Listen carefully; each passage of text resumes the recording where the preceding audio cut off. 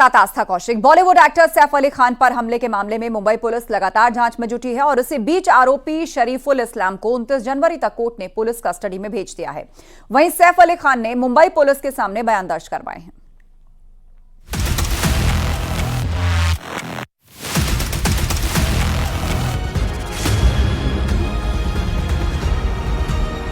सोलह जनवरी की रात बांद्रा के सतगुरु शरण अपार्टमेंट में क्या हुआ था?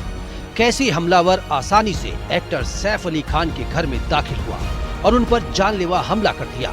मुंबई पुलिस तेजी से इस मामले की जांच पड़ताल में जुटी है। वहीं सैफ पर हमले को लेकर सवालों की बौछार भी हर तरफ से हो रही है। हमले का सच खुद सैफ और उनका परिवार ही जानता है।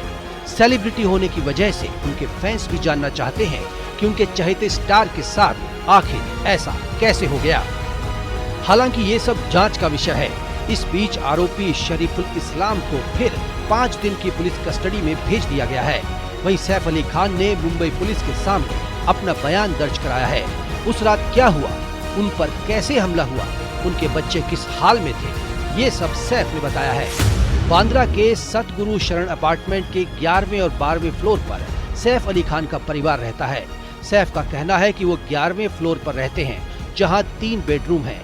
एक में वो खुद रहते हैं, वहीं दूसरे में छोटा बेटा जह और उनकी नैनी, तो वहीं तीसरे में बड़ा बेटा तैमूर और उनके केयरटेकर रहते हैं। सैफ ने पुलिस को जो बयान दिया है उसके मुताबिक घटना वाली रात जह की नैनी एलियामा फिलिप चीखने लगी। आवाज सुनते ही करीना और मैं जह के कमरे की तरफ भागे। हमने जह के कमरे में हमलावर को देखा। उस वक्त जह रो रहा था। मैंने हमलावर को रोकने की कोशिश की, लेकिन इसी दौरान हाथापाई हो गई। खुद को छुड़ाने के लिए आरोपी ने उन पर चाकू से पीठ, गर्दन और हाथों पर हमला कर दिया। घर के कर्मचारी जह को लेकर 12वीं मंजिल पर भाग गए। शोर सुनकर 12वें फ्लोर पर उनके दूसरे कर्मचारी 11वें फ्लोर पर आए। हमलावर भाग चुका था। इसके बाद उन्हें ऑटो से अस्पताल ले जाया गया। बांद्रा पुलिस के सामने सैफ अली खान की पत्नी करीना कपूर खान ने भी अहम बयान दिए है। उन्होंने पुलिस को बताया कि हमलावर बेहद आक्रामक था। सैफ ने बच्चों और महिलाओं को बचाने की कोशिश की। करीना ने भी बताया कि उनके छोटे बेटे जह को हमलावर से खतरा था, क्योंकि वो उसी के कमरे में मौजूद था, लेकिन सैफ ने उसे किसी तरह रोक लिया। इस घटना के बाद वो घबरा गई और बाद में अपनी बहन करिश्मा के घर चली गयी। Medico legal certificate MLC report में बताया गया है कि सैफ को पीठ, कलाई, गर्दन, कंधे और कोहनी में चोट आई थी। सैफ को अस्पताल पहुंचाने के भी कई दावे सामने आए थे। पहले कहा गया था कि सैफ तैमूर और नैनी के साथ अस्पताल गए थे और ये भी कहा जा रहा था कि सैफ अपने बड़े बेटे इब्राहिम के साथ अस्पताल गए। लेकिन इसमें अब एक नया किरदार सामने आया है, जिसका जिक्र MLC रिपोर्ट में किया गया है। फिलहाल मुंबई पुलिस एक कड़ी जोड़कर मामले का सच सामने लाने की कोशिश कर रही है।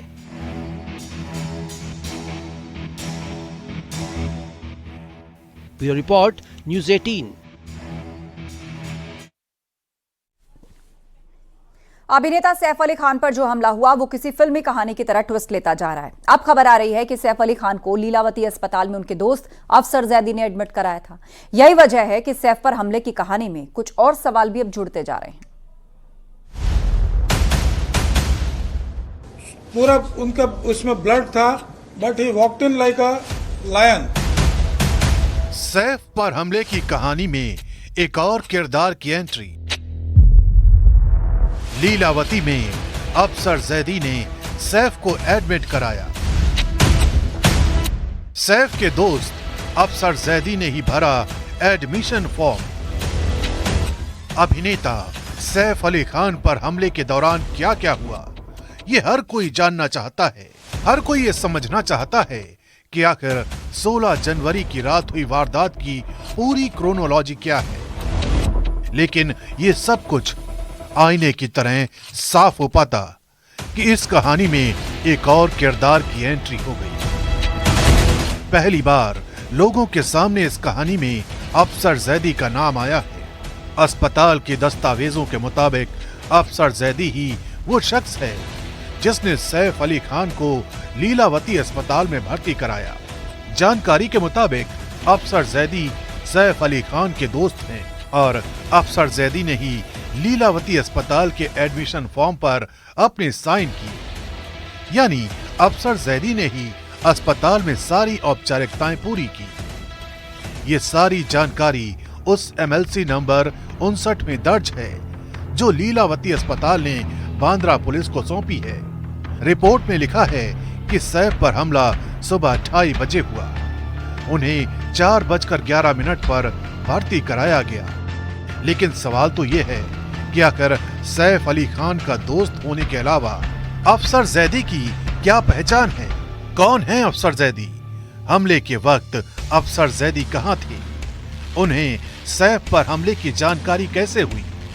फिल्म इंडस्ट्री से अफसर जैदी कैसे जुड़े हैं? किसने अफसर को इस हमले की जानकारी दी? ये सवाल ऐसे वक्त में उठ रहे हैं जब कई चोटों के बावजूद चंद दिनों में ही सैफ अली खान के ठीक हो जाने को लेकर सवाल किए जा रहे हैं। एक व्यक्ति इतनी बुरी तरह से घायल है, इतनी भारी इंजरी थी, और वो व्यक्ति 4 दिन के अंदर रिकवर होके चल करके और एकदम ठीक ठाक चल रहा है और कहीं से किसी की सपोर्ट की जरूरत नहीं है। तो इतना फास्ट रिकवरी हो सकता है कि अगर होता है तो भाई बहुत बड़ा कमाल है ये। और मुझे नहीं मालूम कि मेडिकल सेक्टर में इतनी तरक्की हो चुकी है। निश्चित रूप से मुझे लगता है कि डॉक्टर की जो उन्होंने ट्रीटमेंट की है, हॉस्पिटल में ट्रीटमेंट की है, उनके ऊपर कोई शंका लेने की आवश्यकता नहीं है। बट एक इतने बड़े घाव हैं तो इतने जल्दी दुरुस्त कैसे हुए, ये थोड़ा आया है बाहर। एक स्टेटमेंट आया हुआ है, संजय निरुपम का भी आया हुआ है, नितेश राणे जी का आया हुआ है। तो मुझे लगता है कि ऐसे स्टेटमेंट देने की जरूरत तो नहीं है। फिलहाल सैफ अली खान मुंबई पुलिस के सामने अपना बयान दर्ज करा चुके हैं। लेकिन सैफ अली खान के प्रशंसक भी ये जानना चाहते हैं कि आखिर 16 जनवरी को हुई वारदात के पीछे का एक एक सच क्या है।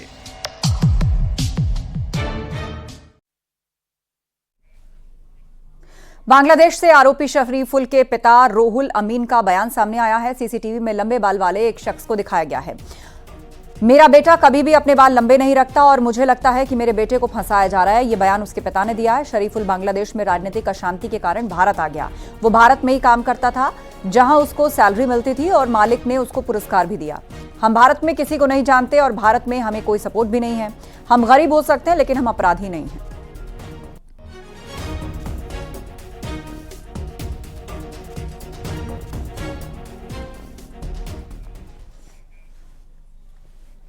उत्तराखंड की धरती सुबह सुबह कांप उठी। उत्तरकाशी जिले में भूकंप के झटके महसूस किए गए, जिसके बाद तो लोग घबराकर अपने घरों से बाहर निकल आए। भूकंप से नुकसान की कोई खबर नहीं है।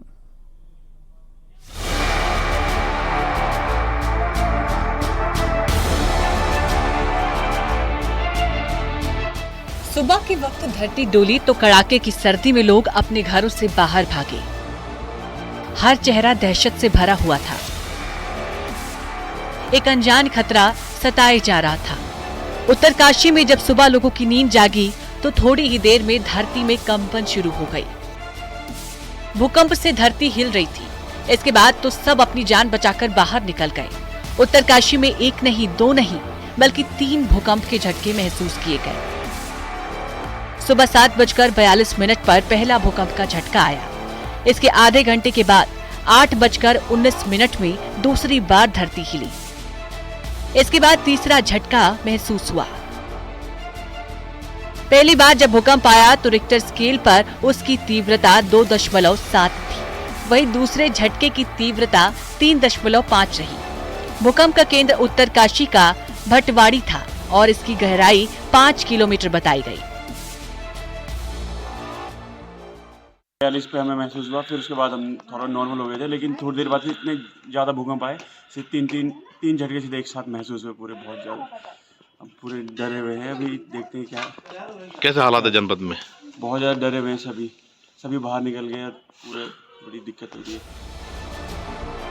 गनीमत रही कि इस भूकंप में कोई नुकसान नहीं हुआ, लेकिन बार बार धरती के हिलने से लोग खौफज़दा है।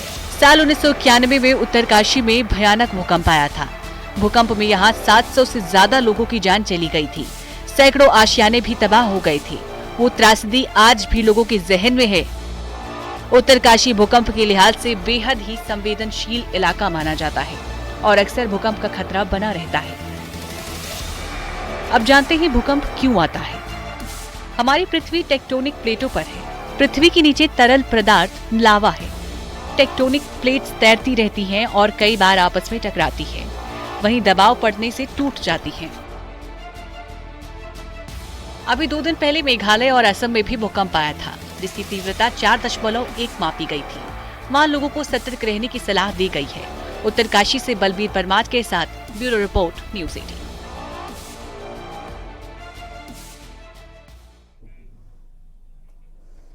नेशनल कॉन्फ्रेंस के प्रमुख फारूक अब्दुल्ला अक्सर चर्चा में रहते हैं, लेकिन इस बार वो अलग ही रंग में दिखाई दिए। उन्होंने माता रानी का भजन गाया। कटरा के एक आश्रम में भजन कार्यक्रम रखा गया था, जहां फारूक भी पहुंचे थे।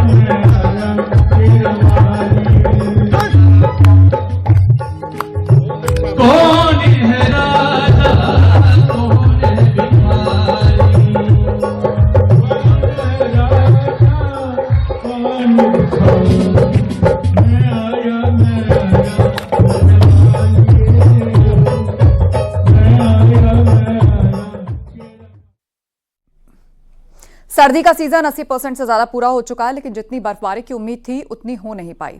अब आगे आने वाले दिनों में भी बर्फबारी नहीं होती है तो उसके गंभीर नतीजे हो सकते हैं और खास तौर पर भीषण गर्मी का सामना करना पड़ सकता है।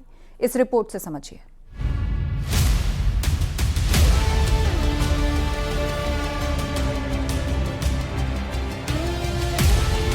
उत्तराखंड के सबसे ठंडे इलाकों में शामिल नैनीताल जिले के मुक्तेश्वर में मौसम विज्ञान केंद्र ने बर्फबारी मापने के लिए यंत्र लगाए हैं, लेकिन अब हालात ये कि बीते कुछ सालों से यहाँ बर्फबारी का सीजन लगभग खत्म हो चुका है।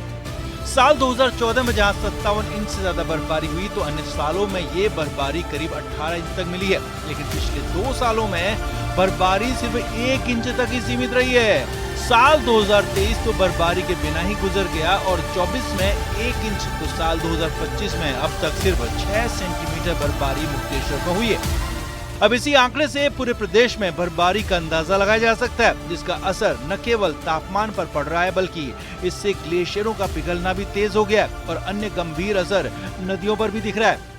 अभी तक हमारी पिछला जो सीजन गया पोस्ट मानसून का भी, जिसमें अक्टूबर से दिसंबर का पीरियड रहता है, तो उसमें भी करीब -36 आसपास हमारा डेफिशिएंसी है।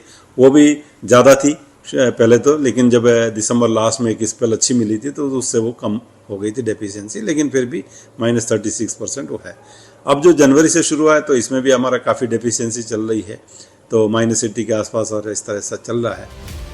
कम बर्फबारी होने के कारण पर्यटन और बागवानी क्षेत्रों में भारी नुकसान हुआ है। बर्फबारी से जहां फसलों की गुणवत्ता में सुधार होता था, वहीं अब इसकी हालत भी बिगड़ती जा रही है, जिससे किसानों और टूरिज्म सेक्टर को बड़ा नुकसान हुआ है। वहीं बर्फबारी कम होने से तापमान भी बढ़ रहा है और गर्मियों के दिन बढ़ते जा रहे हैं।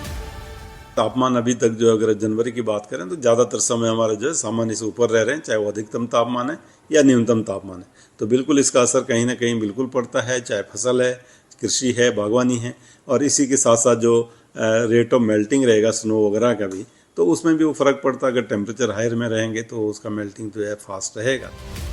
उत्तराखंड अपने पहाड़ों के लिए मशहूर है। सर्दियों में बर्फबारी का मजा लेने के लिए देश विदेश से सैलानी यहाँ आते हैं। ऐसे में बर्फबारी से न सिर्फ पर्यटन क्षेत्र को फायदा होता है बल्कि कृषि और बागवानी पर भी इसका गहरा असर पड़ता है, लेकिन अब बर्फबारी कम होने से चौतरफा इसकी मार पड़ रही है। न्यूज़ 18 के लिए देहरादून से सत्येंद्र बर्तवाल की रिपोर्ट।